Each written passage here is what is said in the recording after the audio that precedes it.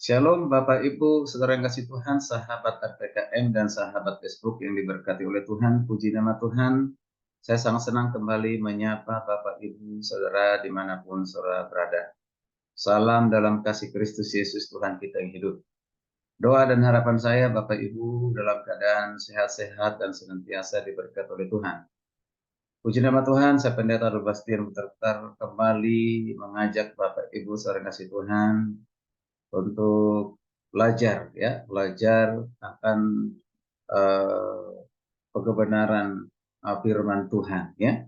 Dalam kesempatan ini di YouTube RPKM, nah, Renungan Pengajaran Kataros Ministry, saya menyampaikan yaitu hasil pengamatan atau hasil ringkasan saya tentang logos dan kenosis yang viral saat ini.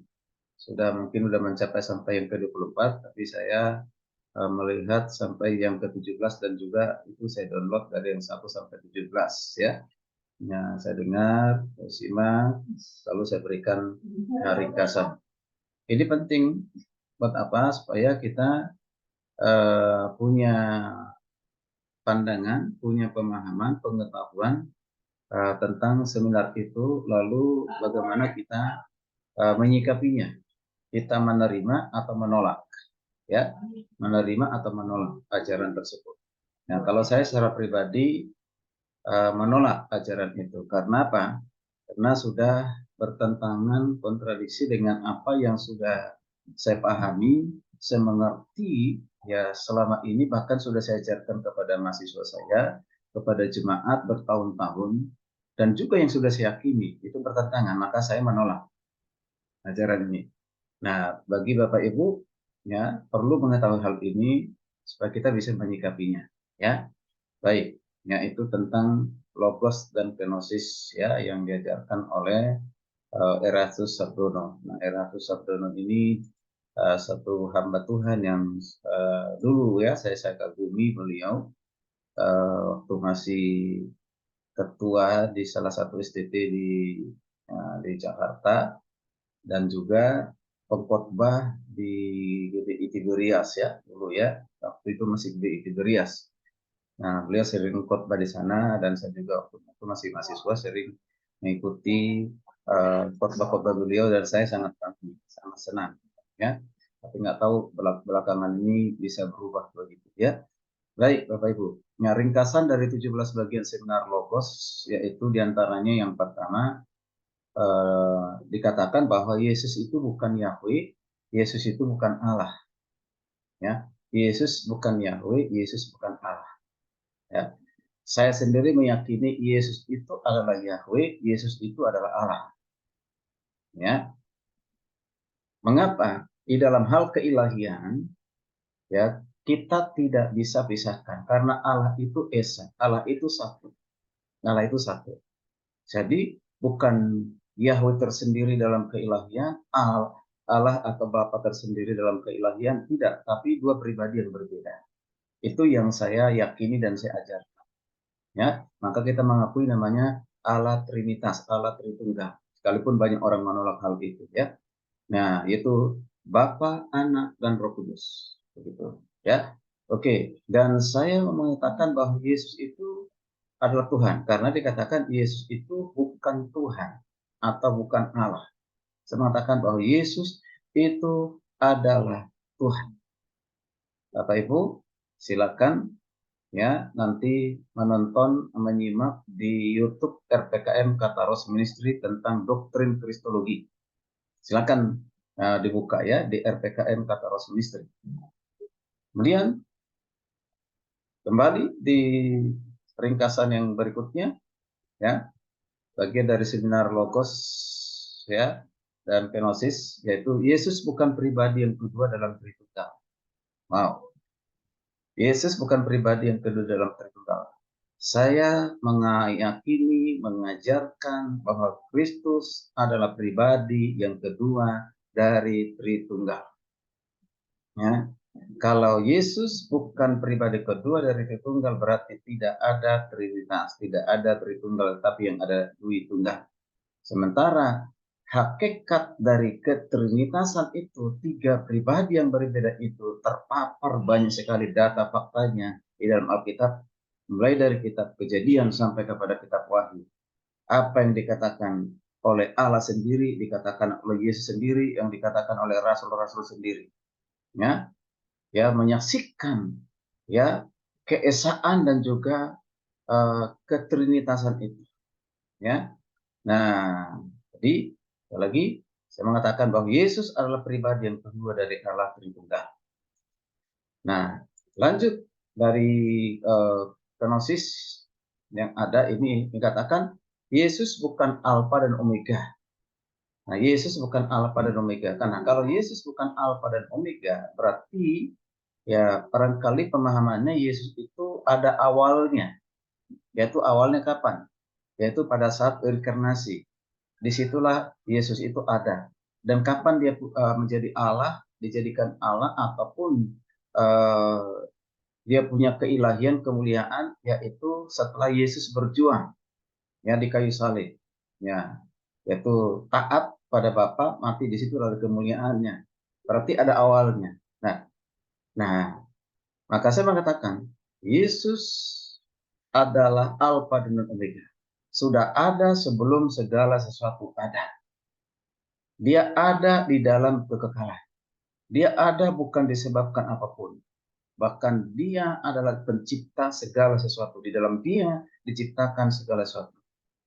Ya. Nah, nanti saudara baca juga di Kristologi di RPKM Kataros Ministry. Ya, saudara bisa mengikutinya. Ya. Jadi kemudian dikatakan Yesus bukan juru selamat. Yesus bukan juru selamat, tapi diklarifikasi mengatakan Yesus itu juru selamat, tetapi bukan juru selamat sejati.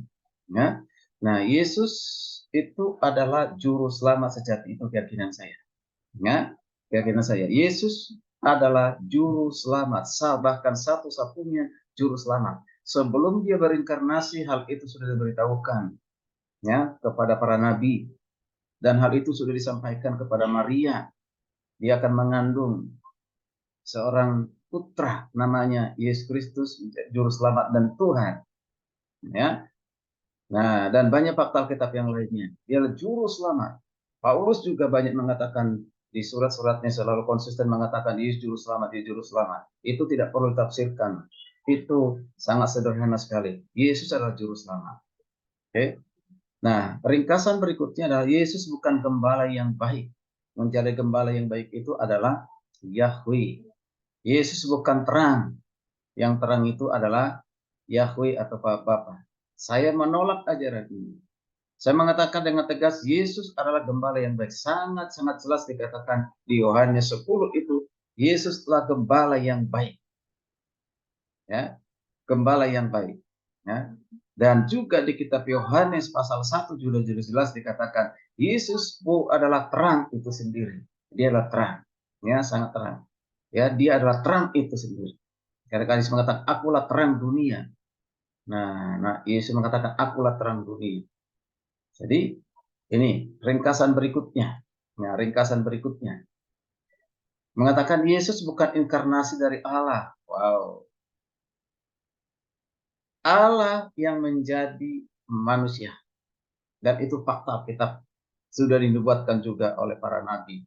Nah, Yesaya melalui juga tipologi-tipologi ya dalam perjanjian lama.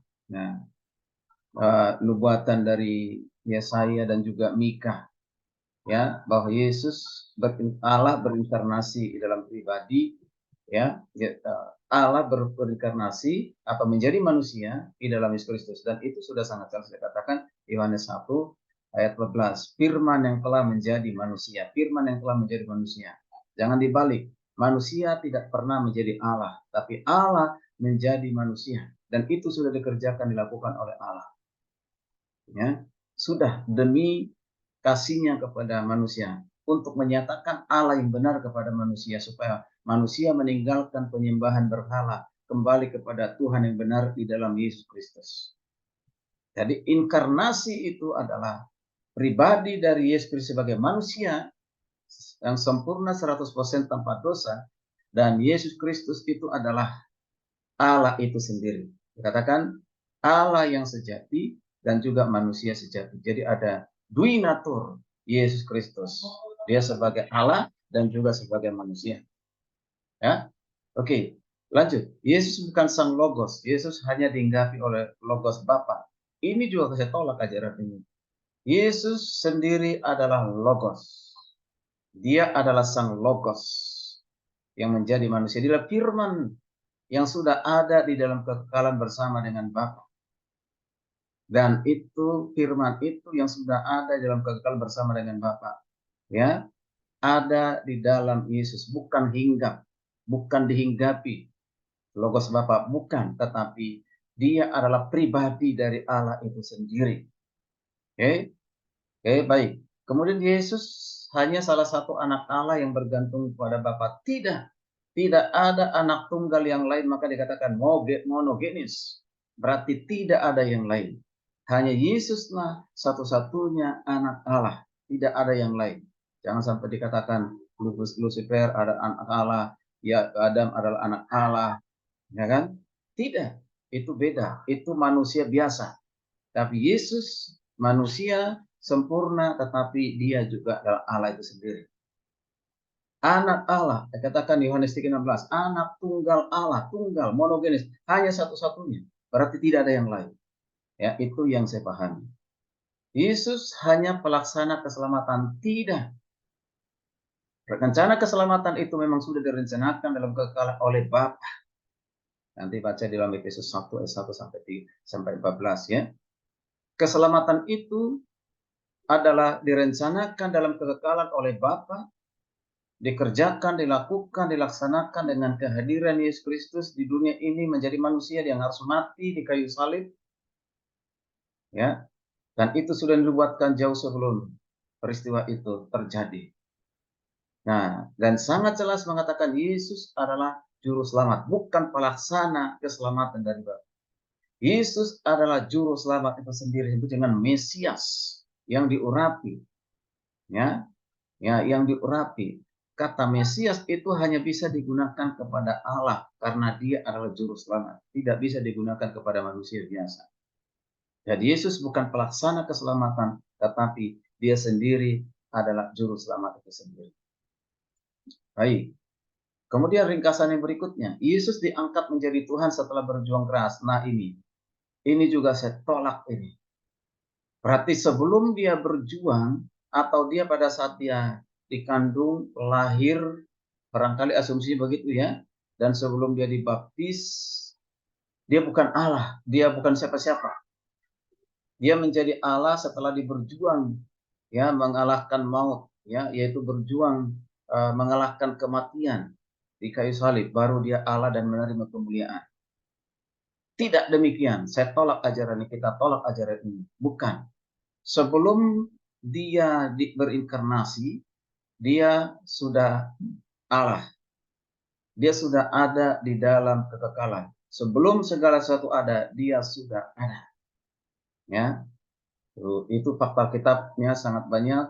Nanti silakan ditonton, disimak di RPKM Kata Ros Ministry tentang doktrin Kristologi. Saya sudah jelaskan hal itu.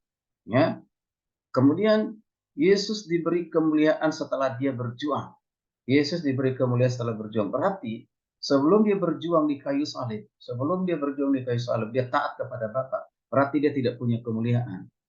Maka saya katakan, kemuliaan yang dimiliki oleh Yesus sudah ada sebelum dia berinkarnasi, bahkan sudah ada di dalam kekekalan. Ya, jadi jangan pisahkan antara Bapa dengan Anak di dalam hal keilahian. Itu satu di dalam keilahian, tapi pribadi yang berbeda. Ya, jadi itu sudah ada. Nah, ini karena pemahaman kata-kata diberikan kemuliaan oleh Bapa dan yang lain sebagainya.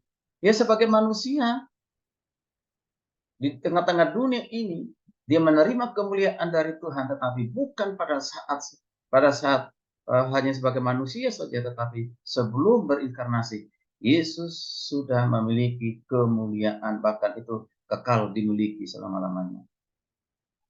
Yesus hanya manusia biasa yang tidak berbeda dengan nabi lainnya. Wow, ini merendahkan sekali sama Yesus ya.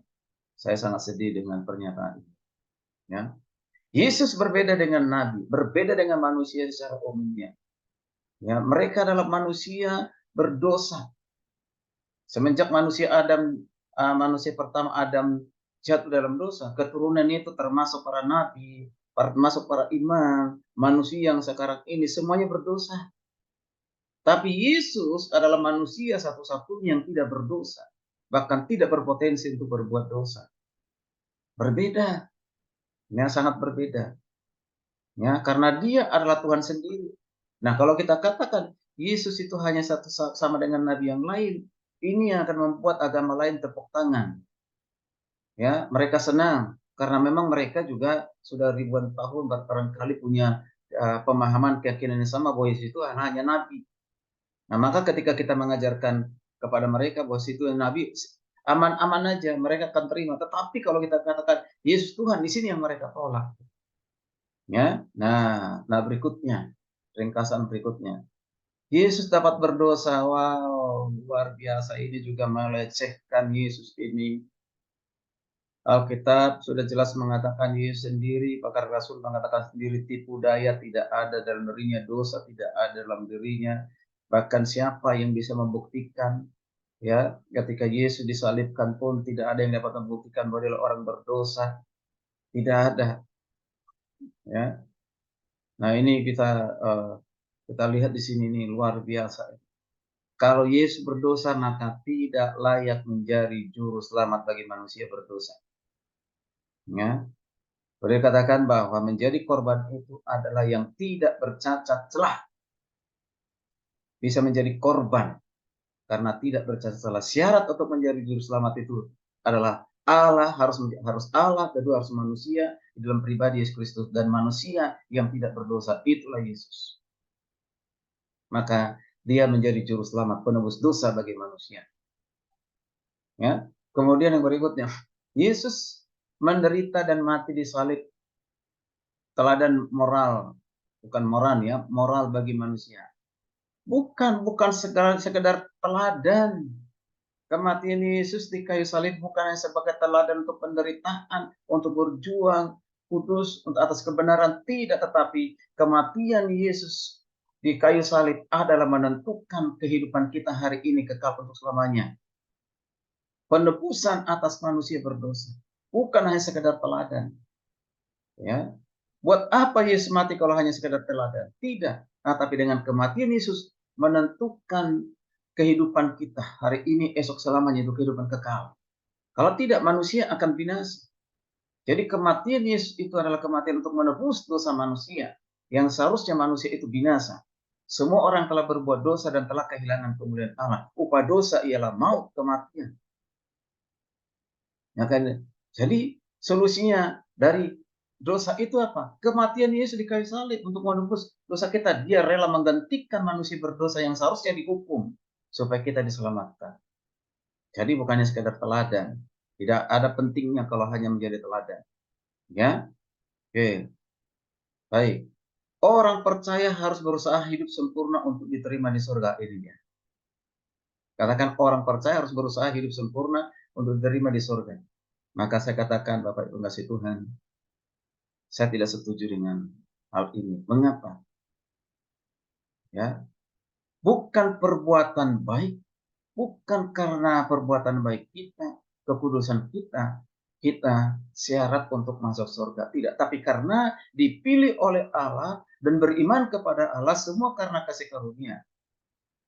Dan saya mengatakan ketika orang sudah dipilih oleh Tuhan karena anugerahnya, dipilih untuk ditebus, dipilih untuk diselamatkan, menjadi anak-anak Allah, menjadi miliknya, maka kita ini adalah orang-orang kudus atau sebagai jemaat yang kudus. Berarti kita harus berjuang hidup di dalam kekudusan karena kita sudah menjadi anak-anak Allah, karena kita sudah diselamatkan. Jadi bukan berjuang hidup kudus, berbaik sempurna seperti Yesus supaya kita diselamatkan. Bukan. Tetapi karena kita sudah diselamatkan, kita sudah menjadi miliknya, kita sudah menjadi anaknya, maka setiap kita harus berjuang hidup kudus, hidup dalam kebenaran, menanggalkan kejahatan, taat kepada Tuhan.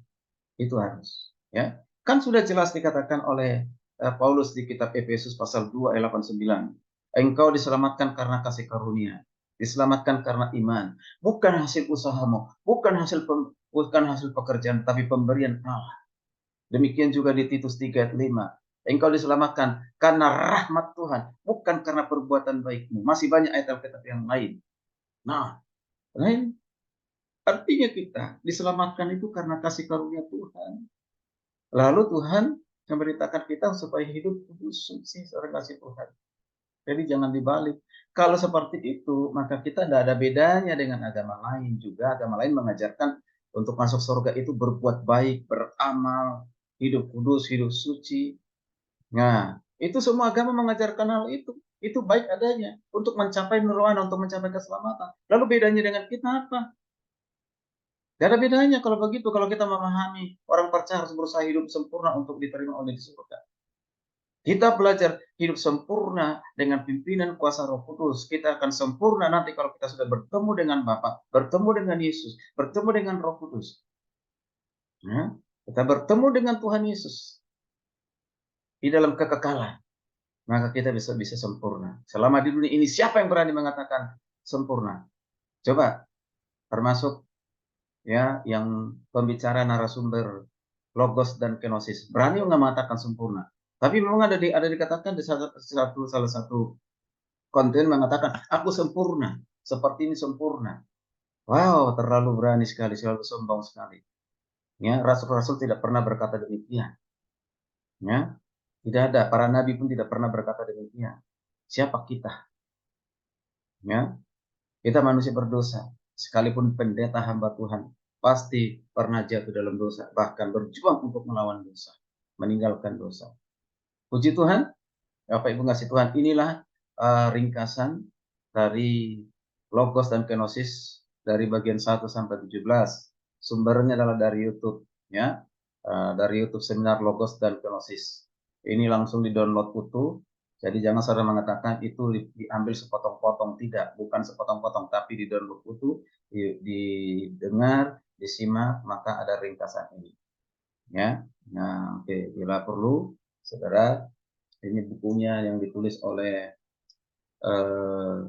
Dr. Pangeran Manurung, Kristologi yang lain, ya.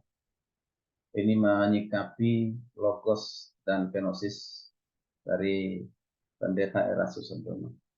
Terima kasih. Tuhan Yesus memberkati.